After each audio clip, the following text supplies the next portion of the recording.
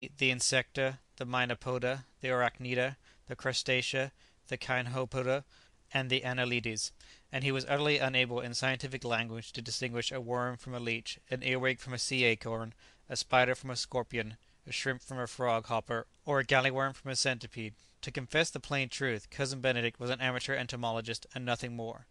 Entomology, it may be asserted, is a wide science. It embraces the whole division of the articulata, but our friend was an entomologist only in the limited sense of the popular acceptation of the word; that is to say, he was an observer and collector of insects, meaning by insects those articulata which have bodies consisting of a number of concentric movable rings, forming three distinct segments, each with a pair of legs, and which are scientifically designated as hexapods. To this extent was Cousin Benedict an entomologist, and when it is remembered that the class of the insecta, of which he had grown up to be the enthusiastic student, comprises no less than 10. [Footnote: These top 10 orders are 1. The Orthoptera, e.g. grasshoppers and crickets; 2. The Neuroptera, e.g. dragonflies; 3. The Hymenoptera, e.g. bees, wasps, and ants; 4. The Lepidoptera, e.g. butterflies and moths; 5. The Hemiptera, e.g. cicadas and fleas; 6. The Coleoptera, e.g. cockchafers and glowworms; 7. The Diptera, e.g. gnats and flies; 8. The Rhipiptera, e.g. the Stylops; 9. The parasites, e.g. the Acaras; and 10. The Thysanura, e.g. the Lepidoptera and Podura. Orders, and that of these 10 the Coleoptera and Diptera alone include 30,000 and 60,000 species respectively. It must be confessed that he had an ample field for his most persevering exertions. Every available hour did he spend in the pursuit of his favourite science.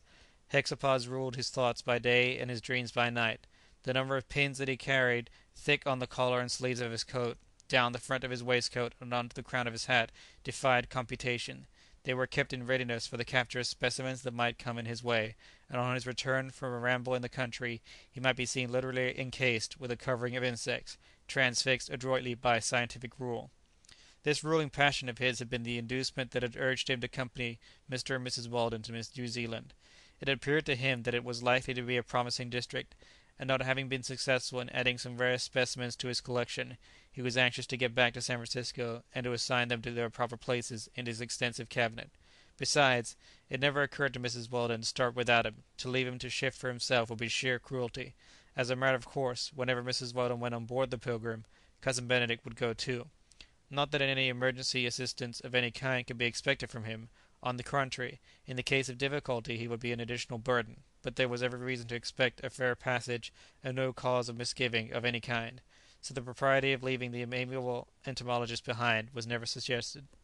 Anxious that she would be no impediment in the way of the due departure of the "Pilgrim" from Waitemata, Mrs. Weldon made her preparations with the utmost haste, discharged the servants which she had temporarily engaged at Auckland, and accompanied by little Jack and the old negress, and followed mechanically by Cousin Benedict, embarked on the 22nd of January on board the schooner. The amateur, however, kept his eye very scrupulously upon his own special box. Amongst his collection of insects were some very remarkable examples of new staphylins, a species of carnivorous coleoptera with eyes placed above their head. It was a kind supposed to be peculiar to New Caledonia. Another rarity which had been brought under his notice was a venomous spider, known among the Maoris as a katipo. Its bite was asserted to be very often fatal.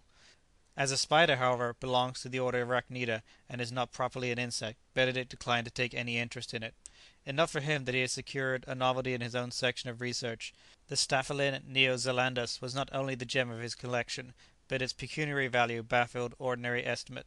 He insured his box at a fabulous sum, deeming it to be worth far more than all the cargo of oil and whalebone in the "Pilgrim's" hold. Captain Hall advanced to meet Mrs. Weldon and her party as they stepped on deck. "It must be understood, Mrs. Weldon," he said, courteously raising his hat, "that you take this passage entirely on your own responsibility." "Certainly, Captain Hull," she answered; "but why do you ask?" "Simply because I have received no orders from Mr. Weldon," replied the captain. "But my wish exonerates you," said Mrs. Weldon. "Besides," added Captain Hall, "I am unable to provide you with the accommodation and the comfort that you would have upon a passenger steamer." "You know well enough, captain," remonstrated the lady, "that my husband would not hesitate for a moment to trust his wife and child on board the 'Pilgrim.'" "Trust, madam! No, no more than I should trust myself.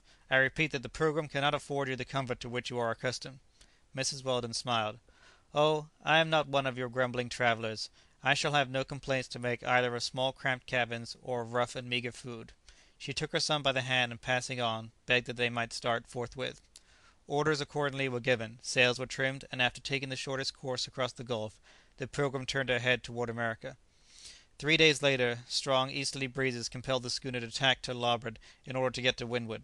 The consequence was that by the 2nd of February the captain found himself in such a latitude that he might almost be suspected of intending to round Cape Horn rather than of having a design to coast the western shores of the new continent. Still, the sea did not become rough. There was a slight delay, but on the whole navigation was perfectly easy. End of Part the First, Chapter 1. Recording by Alex C. Talander, Davis, California. www.alexctalander.com